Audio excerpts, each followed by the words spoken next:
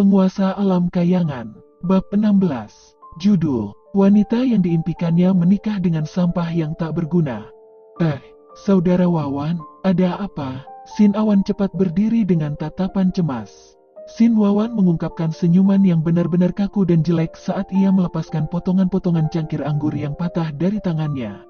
Tidak apa, aku tidak hati-hati dan kehilangan kendali atas kekuatanku. Ekspresi Sin Agus tidak lebih baik daripada Sin Wawan. Dia tampak seperti seseorang yang baru saja memakan serangga mati.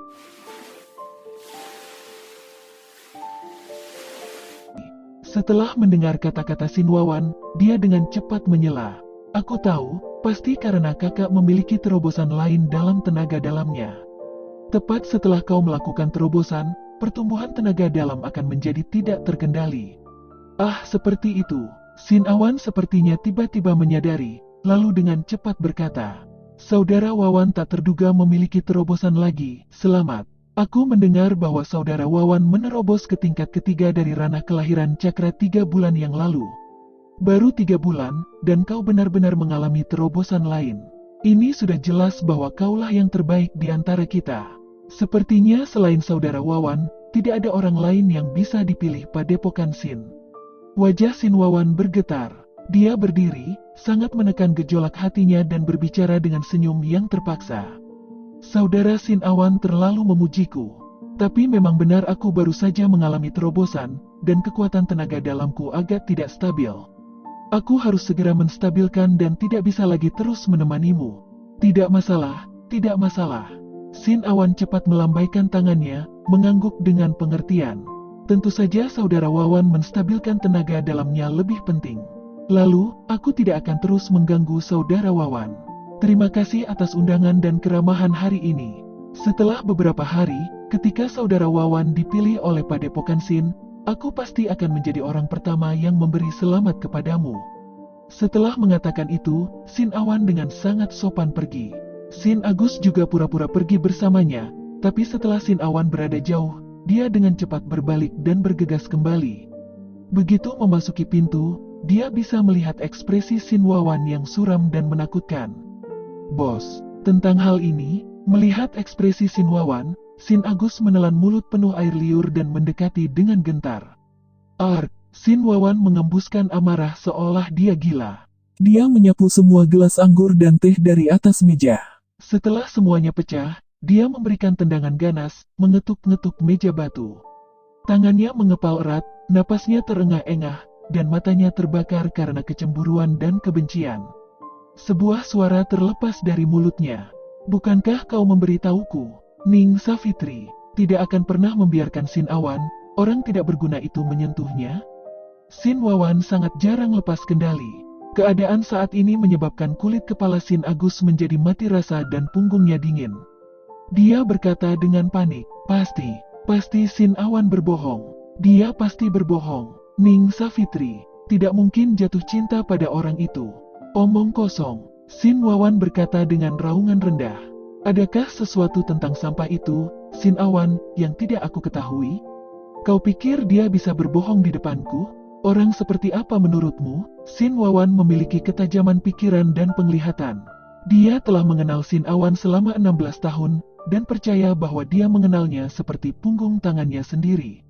Dia sangat percaya bahwa ketika menyangkut kekurangan kekuatan, pengecut, dan orang yang rendah diri itu, tidak ada apapun perubahan suasana hatinya yang bisa lepas dari matanya.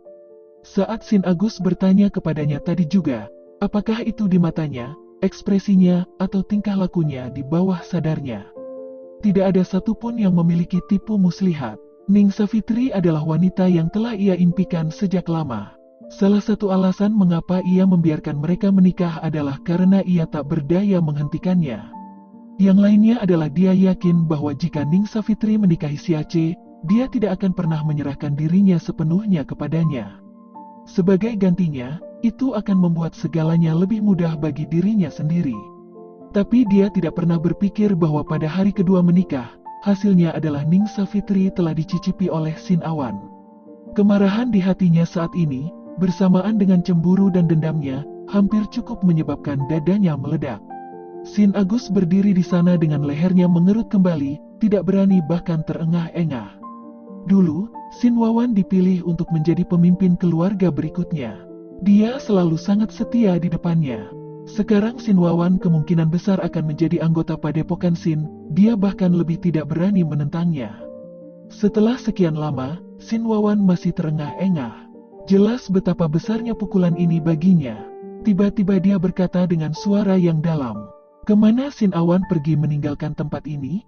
"Dia pergi ke halaman timur. Dia mungkin pergi ke area dapur," jawab Sin Yan dengan hati-hati. Sin Wawan memiringkan alisnya, sebuah awan gelap menggantung di wajahnya. Dia bergumam pelan, "Aku selalu berpikir bahwa Ning Savitri memiliki wajah dan bakat yang sangat cantik, dan juga martabat dan sikap acuh tak acuh yang tidak dapat dibandingkan wanita lain. Aku tidak menyangka, bahkan anggota keluarga Sin Agus paling dibenci pun bisa menarik perhatiannya." Sin Wawan mendengus dingin dan dengan tangannya yang gemetar, berjalan menuju halaman. Sama seperti Sin Agus yang hendak menyusul, tiba-tiba dia menyadari kemana dia ingin pergi dan langsung berhenti patuh. Setelah itu, ia perlahan mengusap keringat dingin dari dahinya. Sin Awan meninggalkan halaman Sin Wawan dan berjalan menuju dapur dengan gaya berjalan normal untuk sarapan. Setelah itu, dia dengan santai berjalan menuju halaman Sin Niwang. Jika ada yang mendekat, mereka akan bisa mendengarnya berbicara dengan dirinya sendiri. Sin Wawan pasti segera bergegas ke tempatku. "Oh, aku ingin tahu apakah istriku Savitri akan mematahkan kakinya, atau kedua kakinya, atau ketiga kakinya." Dia sampai di halaman Sin Niwang, tapi pintunya tertutup rapat. Sin Awan mengetuk pintu. "Bibi kecil, aku membawa sarapan." Pintu terbuka dan Sin Awan masuk, menutup pintu dengan kencang. Sin Niwang tergeletak di atas meja, tangannya bertumpu di bawah dagunya, dan kelopak matanya melorot. Penampilan yang benar-benar lemah dan putus asa. Sin Awan meletakkan sarapan ringan di atas meja, lalu melambaikan tangannya di depan wajahnya beberapa kali. "Tidak tidur nyenyak tadi malam?" Setelah mendengar Sin Awan menyebutkan, tadi malam, Sin Niwang mengeluarkan suara merintih rendah dan mengubur seluruh wajahnya di telapak tangannya. "Kau masih bisa berbicara tentang tadi malam?" Ning Savitri datang untuk memberikan selimut. Dia pasti sudah melihat semuanya. Apa yang harus dilakukan? Apa yang harus dilakukan? Aku terlalu malu untuk bertemu dengan seseorang. Apakah itu buruk? Sin Awan mengusap dahinya, lalu duduk di sampingnya. Katanya sambil tersenyum, "Istirahatlah dengan tenang. Kau bibi kecilku, apa yang salah dengan kita tidur sambil meringkuk bersama? Ini persis karena aku adalah bibi kecilmu." Sin Niwang menggelengkan kepalanya seolah sedang marah. "Juga, semalaman, tanganmu ada di..." Dia pasti sudah melihat semuanya. Apa yang harus aku lakukan jika dia memberitahu seseorang? Apa yang harus aku lakukan? Tenang, dia pasti tidak akan memberitahu orang lain. Selain itu, kau adalah bibi kecilku. Apa masalahnya jika ketika akan tidur, aku tidak sengaja menyentuh payudaramu? Sin Awan dengan tenang mengatakannya. Kau tidak diizinkan untuk berbicara lagi." Sin Niwang menggelengkan kepalanya lebih keras lagi, seluruh pipinya tersipu malu. Alasan mengapa dia bertingkah seperti tadi malam pasti karena mereka sendirian, dalam kegelapan, dan hatinya dalam keadaan kebingungan.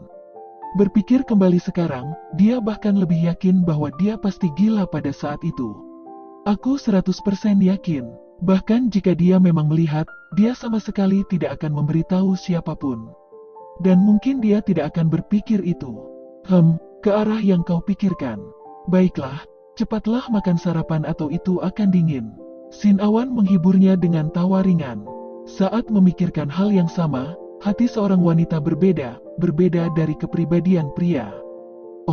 Sin Niwang akhirnya mengangkat wajahnya dari telapak tangannya dan mulai makan sarapan pagi yang dibawa Sin Awan.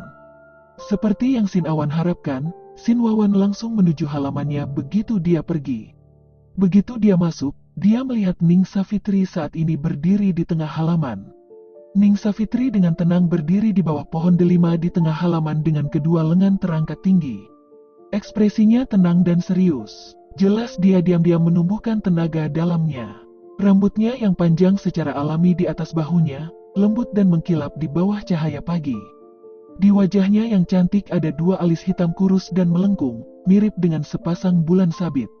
Dua matanya yang tenang, yang jelas seperti kristal, seperti pancaran mimpi yang mengalir. Seluruh tubuhnya ditutupi oleh gaun merah, lekuk tubuhnya yang anggun ramping dan indah. Berbeda dengan kulit berwarna putih seperti giok. Ini adalah pertama kalinya Shin Wawan melihat keindahan Ning Savitri yang tak tertandingi dari dekat dan secara pribadi seperti ini. Pada saat itu, dia benar-benar tertegun di tempat, semua perhatiannya tertarik pada pemandangan yang sangat indah ini di depan matanya. Seluruh dunia, dalam sekejap mata, kehilangan warnanya.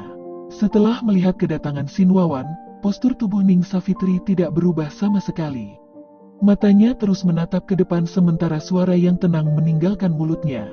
Shin Awan tidak ada di sini. Suaranya dingin dan acuh tak acuh, namun sama manisnya dan menghibur seperti peri. Shin Wawan kemudian kembali sadar, tapi tidak ada cara untuk menekan tatapan tertegun dan tergila-gila di matanya. Dia segera menyesuaikan diri dengan mode terbaiknya dan membungkuk sedikit ke arah Ning Savitri, sambil berkata sambil tersenyum. "Halo Nona Ning. Aku Shin Wawan, saudara dari Shin Awan." Ning Savitri bukan orang yang terlalu dingin dan angkuh. Bahasa ringan dan sikap sopan terhadap orang lain membuat dia meliriknya. Juga, bukan seolah dia belum pernah mendengar nama Shin Wawan. Bagaimanapun, dia adalah anak dari pemimpin keluarga Shin generasi ini. Saat dia meliriknya, bersiap untuk menanggapi dengan sopan, dia melihat kegilaan yang luar biasa di mata Shin Wawan. Dan keinginannya yang cabul. Segera, alisnya yang halus bergetar. Jejaknya tentang niat baik terhadap perilaku sopan sebelumnya dan penampilan halus pria ini berubah menjadi jijik dalam sekejap. Meskipun Shin Awan sering menyebabkan hatinya meledak menjadi marah dengan mulutnya yang vulgar dan tangan yang tidak biasa, tapi setidaknya, dia tidak pernah melihat sedikit pun keinginan cabul di matanya. Tapi Shin Wawan ini di sisi lain. Suara kusam Ning Savitri tiba-tiba mengandung sedikit kedinginan. Kata-katanya menjadi semakin jelas. Shin Awan tidak ada di sini. Dalam menghadapi kedinginan yang jelas dari Ning Savitri, Shin Wawan tampak tidak percaya. Dia menganggukkan kepalanya, berkata, "Itu sangat buruk, namun, aku telah mendengar banyak hal baik tentang Nona Ning. Untuk bisa melihat Nona Ning, membuat perjalanan ini layak dilakukan." Saat dia berbicara, gerakan Shin Wawan, ekspresi wajah, penampilan, dan suaranya berubah menjadi keadaan paling sempurna, memamerkan daya tariknya sendiri. Dia yakin bahwa dia ribuan kali lebih kuat dari Shin Awan. Jika Ning Savitri bisa jatuh bahkan untuk Shin Awan, bagaimana dia bisa menolaknya begitu dia berusaha? "Saat ini aku sedang berkultivasi, maafkan aku karena tidak bisa menerima pengunjung." Mata Ning Savitri terasa tenang, tapi suaranya menyengat jengkel. Seorang wanita yang benar-benar cantik akan menghangatkan hati dan menyenangkan mata terlepas dari postur tubuh atau ekspresi mereka. Melihat Ning Savitri yang seperti peri, mata Shin Wawan semakin bergairah. Kecemburuan di hatinya juga membakar lebih panas dan panas. Peri seperti ini di kalangan manusia sebenarnya menjadi istri dari sampah Shin Awan, itu hanya sampah tak berguna, sesuatu yang tidak dapat dia terima atau ia maafkan. Setelah mendengar bahwa Nona Ning baru saja berusia 16 tahun ini, namun telah berkultivasi ke tingkat ke-10 ranah fondasi, Wawan selalu mengagumimu dan terpesona tanpa akhir. Aku percaya bahwa ketika Nona Ning mencapai usiaku, kau pasti akan jauh lebih kuat dariku. Shin Wawan memoderatori suasana hatinya, wajahnya lembut saat dia berbicara. Namun, meski hanya ada satu tingkat di antara tingkat ke-10 ranah fondasi yang hebat dan tingkat pertama dari ranah kelahiran cakra, namun tanpa petunjuk, masih sulit untuk melewati celah itu. Meskipun aku tidak berani membandingkan bakatku dengan Nona Ning, dengan pengalamanku, aku masih memiliki sedikit wawasan untuk menerobos ranah kelahiran cakra. Bagaimana kalau aku bertukar petunjuk dengan Nona Ning sebentar? Saat dia selesai berbicara, Shin Wawan melangkah maju dengan ekspresi tersenyum, tangannya mengumpulkan kekuatannya yang mendalam sebelum meraih tangan Ning Savitri. Ning Savitri mungkin sangat berbakat, tapi dia masih hanya berada di ranah fondasi. Shin Wawan sudah berada di level ketiga dari ranah kelahiran cakra dan pastinya memiliki kualifikasi untuk mengajar Ning Savitri. Setidaknya itulah yang dia percaya. Melihat Shin Wawan tidak hanya memiliki keinginan cabul di matanya, tapi juga menggerakkan tangannya, mata indah Ning Savitri tiba-tiba berkilau dengan cahaya biru. Dia tiba-tiba mengulurkan tangan, dengan tangan kosong mendorong Sin Wawan ke arahnya. Melihat tangan Ning Savitri tiba-tiba mengangkat tangan gioknya atas kemauannya sendiri, mata Sin Wawan mengungkapkan ekspresi bahagia. Dia baru saja akan meraihnya saat dia tiba-tiba merasakan kekuatan yang tak tertahankan tanpa ampun membanting perutnya. Tanpa kesempatan untuk membuat suara, tubuhnya langsung terbang keluar, terbalik di udara sekali, sebelum jatuh dengan kepala terlebih dahulu ke tanah.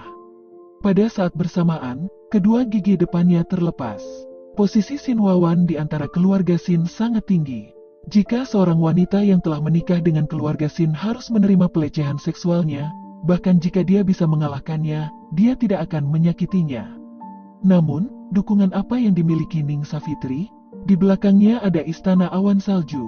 Bahkan jika dia memukulinya sampai dia babak belur, bahkan jika dia meminta hidupnya, begitu statusnya sebagai murid istana awan salju terungkap, Sin Pano tidak akan berani mengeluh, tapi lebih suka dipaksa untuk meminta maaf. Dengan wajah tersenyum, dan cerita pun bersambung.